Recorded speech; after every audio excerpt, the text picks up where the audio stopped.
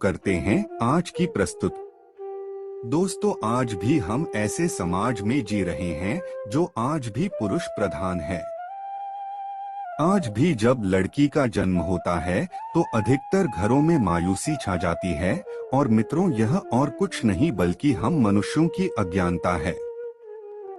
लड़की को बोझ समझते हैं, परंतु आपको जानकर हैरानी होगी, लड़की का जन्म हर किसी के घर में नहीं होता, बल्कि उसी के घर होता है जो भाग्यशाली होते हैं और अपने अपने पुण्य कर्म अर्जित किए होते हैं। और आज हम आपको यही बताने जा रहे हैं कि भगवान कैसे घरों को लड़की का जन्म देने के लिए चुनते हैं और वह कौन से पुण्य कर्म है जिसकी वजह से कोई भी इंसान बेटी का माँ या बाप बनता है।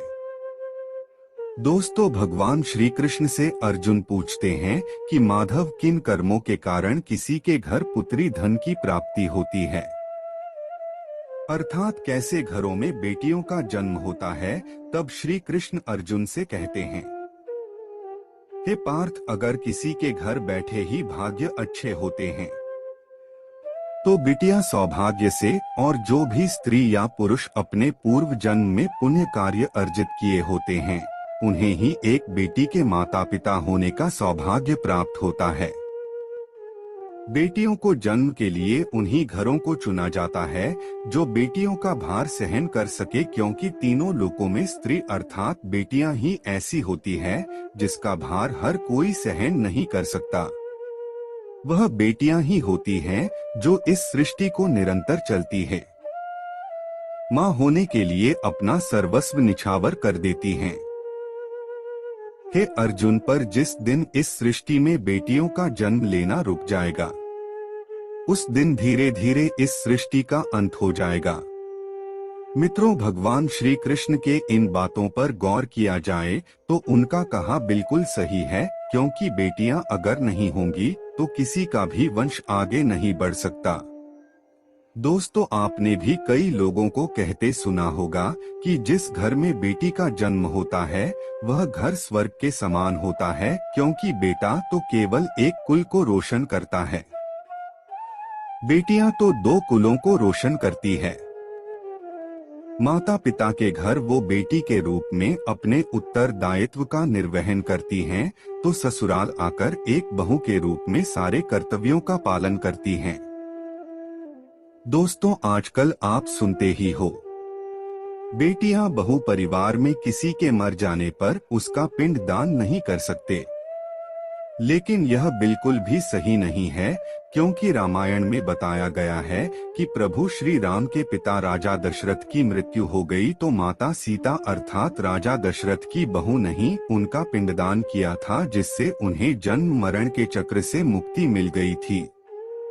इतना ही नहीं, हिंदू धर्म शास्त्रों में बताया गया है कि बेटियां भी अपने पिता के नाम का पिंडदान कर सकती हैं। वही अगर ससुराल पक्ष में कोई पुरुष नहीं है तो इस स्थिति में बहू भी पिंडदान कर सकती है। इसलिए मित्रों, वह लोग बहुत किस्मत वाले होते हैं जिनकी घर में बेटी जन्म लेती है। वही वह परवल किस्मत के होते हैं जिनके घर एक से ज्यादा बेटियां होती हैं। शायद यही कारण है कि बेटियों को लक्ष्मी कहा गया है। दोस्तों, बहुत से लोगों की सोच यही होती है, बेटी है तो बिना समय गवाएं और इस पर पढ़ाई में पैसे लगाएं, जल्द से जल्द शादी कर दो। लेकिन यह सोच एक बेटी के भविष्य को बर्बाद कर देती है। जरा सोचिए, एक बच्ची के मन में कितने सपने होते हैं, उसे कुछ करना है लेकिन यह सपने सिर्फ सपने ही रह जाते हैं। इसलिए अपनी बेटियों को सपने पूरे करने देना चाहिए, उन्हें जीवन में हर वह खुशी दे जो उन्हें मिलनी चाहिए। एक बेटे से ज्यादा एक बेटी हमेशा अपने माता पिता के लिए सोचती है। माता पिता को प्यार और अपनापन बेटी ही दिखा सकती है। बेटी के जन्म को एक जश्न की तरह मनाना चाहिए। माता पिता को बेटी को हमेशा एहसास दिलाना चाहिए कितने खास ये बेटी है। मित्रों, बेटी कभी भी बाप पर बोझ नहीं होती। वह सिर्फ अपनी और अपने परिवार की किस्मत बनाने के लिए जन्म लेती है। एक कथा के अनुसार दो मित्र लंबे समय के बाद एक दूसरे से मिले। एक दोस्त ने दूसरे से उसका हाल पूछा तो जवाब में उसने कहा कि मेरे हाल तो एकदम बढ़िया है, और हो भी क्यों ना मेरे दो बेटे जो है।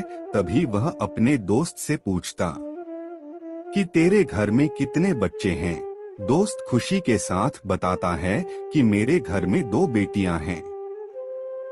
उसका दोस्त भगवान का शुक्रिया अदा करता हुआ कहता है कि मैं धन्य हूँ, मेरे घर बेटियां नहीं।